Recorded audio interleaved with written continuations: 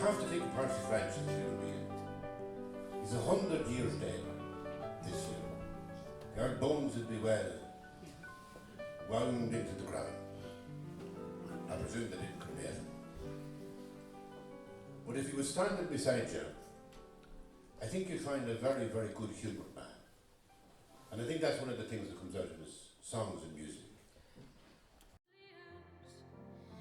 But hand up that bit of a log there, I'll soon have you out of a fix. There's a fine clamp of turf in the bog there, and the rest go a-gathering sticks. And while you're breaking bits of trees, you hear some wise remarks like these. Are you right there, Michael, are you right? Do you think that we can get the fire to light? Oh, now you require for the turf, it might be drier. Well, it might now, Michael, it might. Are you right there, Michael, are you right?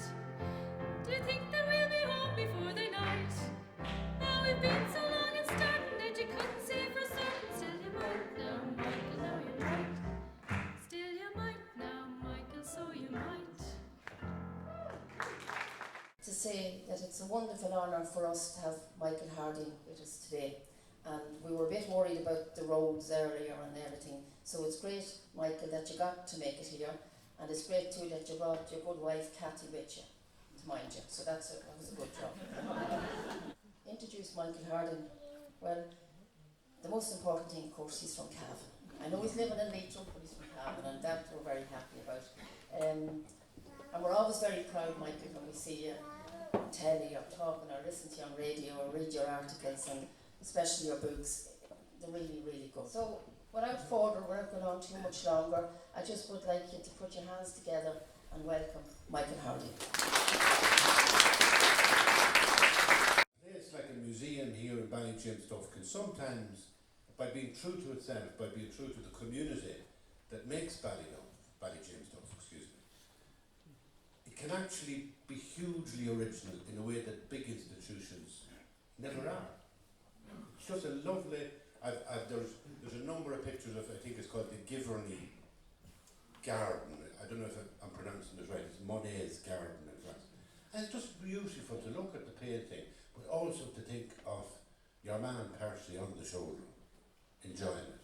Now, why do I say that he'd be a pleasant man, he'd enjoy a joke and he'd smile at you with good humour? It's really because we know him in his music, we know him in his songs. He's a very personal person. And Percy French to me is very special. Like I love Percy French, besides just being here. I was young enough when I'd be able to sing Come Back Paddy Riley, Ballyjamesduff. We all could. And it's such a lovely thing. A room sways when everybody starts singing it.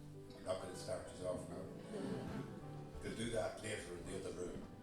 But another one that they mentioned because he did it in Cavan was Phil the Flutter's Ball. Darn hands are all crossing to the wall. One way the gaiety and Phil the Flutter's Ball. You would have seen when I was a child, and maybe other people here in the room, if it's the room to me, would have seen it when you'd be like in the town hall for the Christmas pantomime, and maybe Mel Dawley or something, whoever, I don't know, but they definitely Phil the Flutter's Ball was now stalwart of a song that could rise an audience at any time out of sleep and slumber. And there was a doctor who used to go to the pantomimes in them days. I always remember he used to bring a cushion with him. I don't know if you remember who he was, which doctor. He was Dr. Cavan. Jesus, he'd come in with the cushion for his little bum. And that was like, but Percy French songs are beautiful, and I'll tell you why I think they're beautiful in a very special way, and why they survive. They survive because, first of all, memory is very important.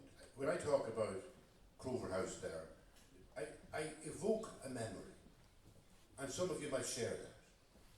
I was born a boy, and have remained one ever since. Friends and relatives often urged me to grow up, take an interest in politics, whiskey, race meetings, foreign securities, poor rates, options and other things that men talk about. But no, I am still the small boy, messing about with a paint box, or amusing myself with a pencil and paper, while fogies of 40 determine the Kaiser's next move. But what Percy French does is he doesn't tell the story, he shows you the act of remembering. And that's the pure magic. He doesn't, in some songs he does, in some songs he described long ago in the bogs of Gurtama. But in songs like The Mountains of Mourne, which is my favourite, he actually shows you the man remembering. He's writing the letter home. Or in Come Back, Paddy Riley, he's actually addressing Paddy Riley. So he's living the present. In that sense, he was a great theatrical presence. He wasn't just writing it down as like history. Oh, Mary, this London's a lovely sight with the people here working between the don't so the ladies of brown, the gangs of digging for gold. At least when I ask, you see, it's like he's like, you could see it done as a monologue. You could see it done on the stage as a monologue. He's present with you, he's acting it out, and that draws you in. And it draws you in, and that is what is amazing about Percy French. Here we are in the Ireland of absentee landlords. Their estates being run by land agents, whose job it was to collect the rents on the tenants, on the estates, and get that money back over to England. The result was there was no money in circulation in Ireland. It was all going out of the country. And the agents took their own little extra bit, which put the rent up even further. It wasn't as bad in Ulster, where there was an unwritten understanding between landlord and tenant coming from the Ulster plantation, and that was the 3 Fs: fair rent, freedom of sale, and fixity of tenure. Things were just slightly better in Ulster than the rest of Ireland because of that understanding between landlord and tenant. Fill the Fluter's Ball. The fill in the song is a smallholder in County Leitrim. No doubt facing eviction if he does not come up with the rent, and the landlord is about to call. So he invites all the neighbours to a ball at his house, and he's the hat at the door, of course, waiting to collect the money. There is no record of him having been evicted, so we can take it that he got his rent. Fill the Fluter's Ball.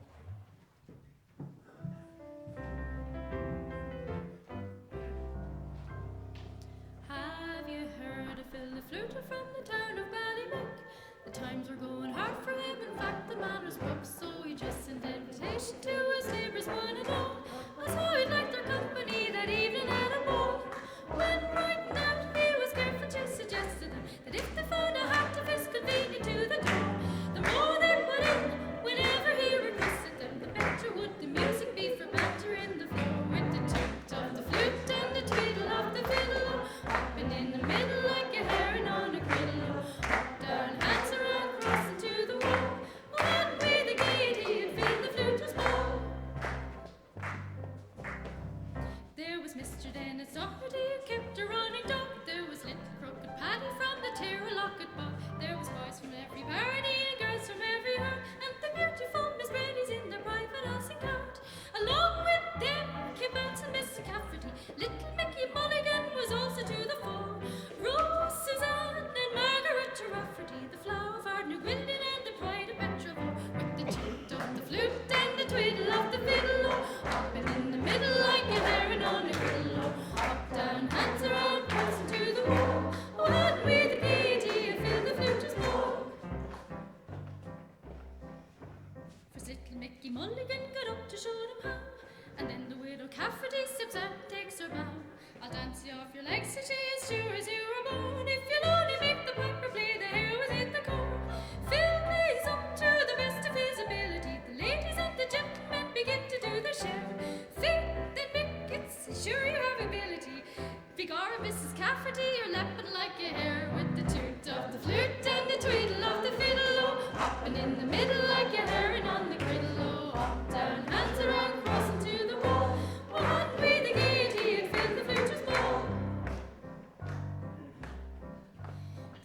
fluter tiptoeing to little crooked Pat. I think it's nearly time, says he, for passing round the hat. So Paddy passed the capping round and looking very cute. Said you have to pay the piper when he tootles on the flute. Then all joined in with the greatest joviality, covering the buckle and the shuffle and the cut. Jigs were danced of the very finest quality, but the widow baked the company a handle in the foot. With the toot of the flute and the twiddle of the fiddle, hopping in the middle like a heron on a griddle. Up, down, hands around, crossing to the wall. Shine with the feet, he filled the fluter's ball.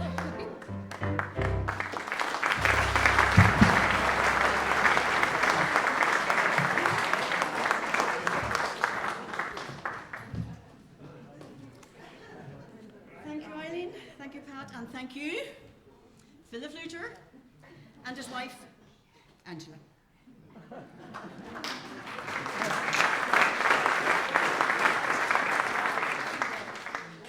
Eileen Oak, the pride of Petrovore. A beautiful young woman pursued by all the men. But she wouldn't have any of them. The one she chose was the cattle jober. Why? Because he ignored her. So she went after him. She couldn't deal with him ignoring her. So the moral of the story is, don't chase them, let them chase you. Eileen Og.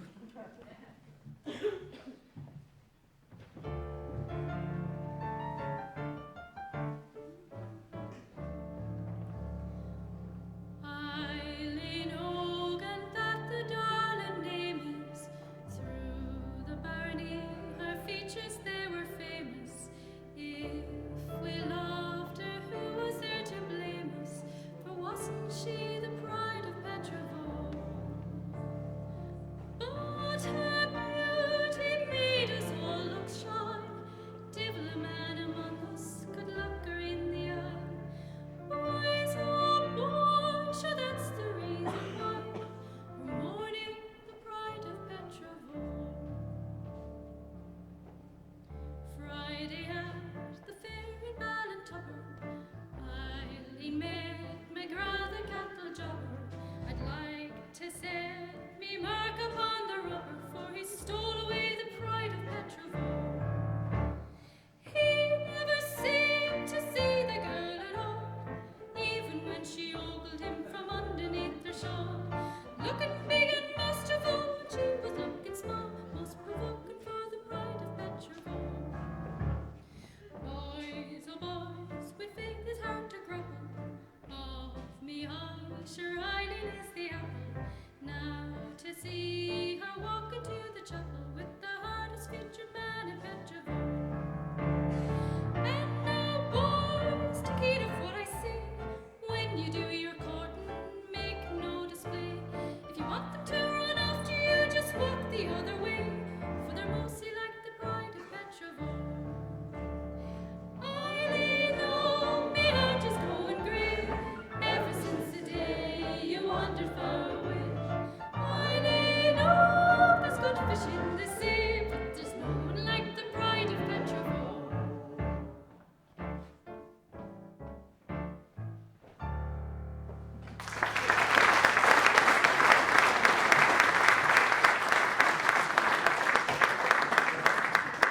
Thank you, Eileen, Pat, and thank you, Eileen Og. The Mountains of Mourne. Yearning for the home country. Nostalgia for Ireland. 1900, Percy French. He was living in London. The Edwardian period, he was entertaining in the big houses in England. He was thinking about the contrast between London and Ireland. Reminds us of William Butler Yeats's poem, The Lake Isle Spree.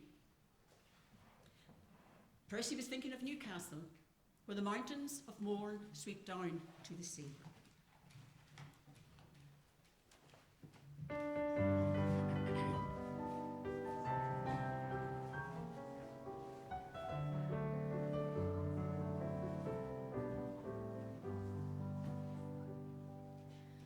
Oh Mary, this London's a wonderful sight, with the people there working from morning to night.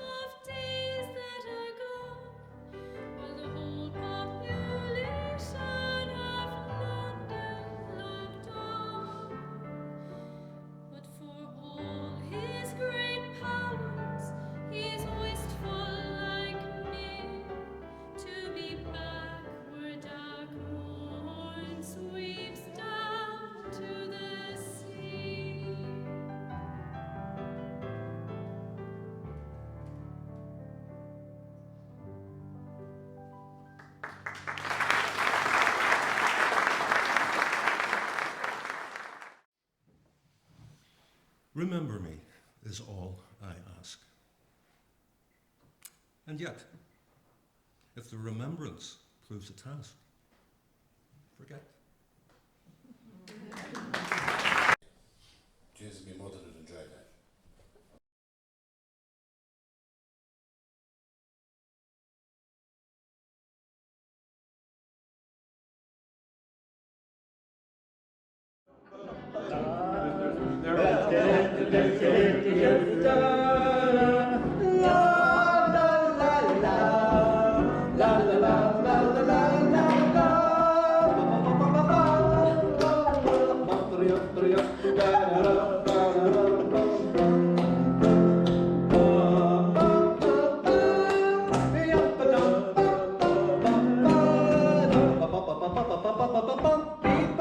Do you